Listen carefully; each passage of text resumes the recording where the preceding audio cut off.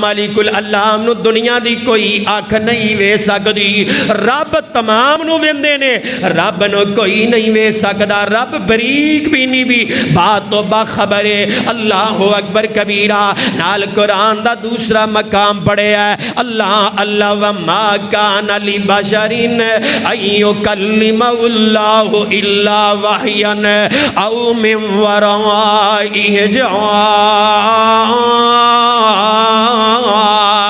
کسے بھی بشر انسان دے لائق نہیں کہ رب نو ویکھے۔ رب نال کلام کرن دے دو ہی طریقے نے، یا تے وحی دے ذریعے ہو سکتی ہے یا حجاب دے ذریعے ہو سکتی ہے۔ رب نو کوئی نہیں ویکھ سکدا، قرآن نے کہہ دیتا ہے رب نو دنیا دی کوئی آنکھ نہیں ویکھ سکتی۔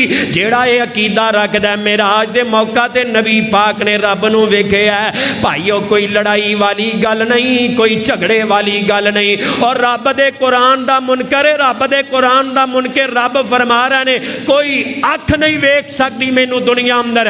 ہاں اے بات حدیث اندر موجود ہے، اور جدوں مسلمان رب دی جنت چلے جان گے پھر رج کے رب نو ویکھن گے۔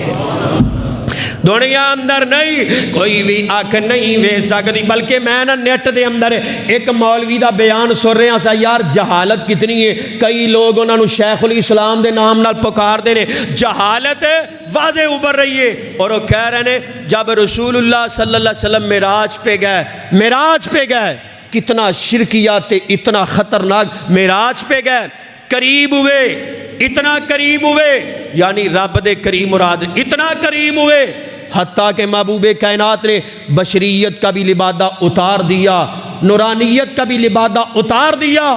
پھر کیا رہا؟ اگے اے ظالم شیر پڑھدا ہے، ہک کے جڑا دوناں نو ہک نہ مننے او کافر تے مشرک کے۔ اللہ میری توبہ، یعنی اللہ رسول ہی ایک بنا دیتا ہے۔ توبہ میرے اللہ، استغفر اللہ۔ میں ان کہاں گا اس مولوی نو اسی کی کہیے کہ جن نے رب تے رسول نو ایک بنا چھڑیا ہے، اس تو بڑا اور کوئی کفر ہو سکتا ہے؟ یار اسی عقل تو کیوں نہیں سوچ دے؟ واضح قرآن دا انکار پہ کرنے ہیں، قرآن دا واضح انکار۔ اور میرے بھائیو بچو شریعت نو سمجھو۔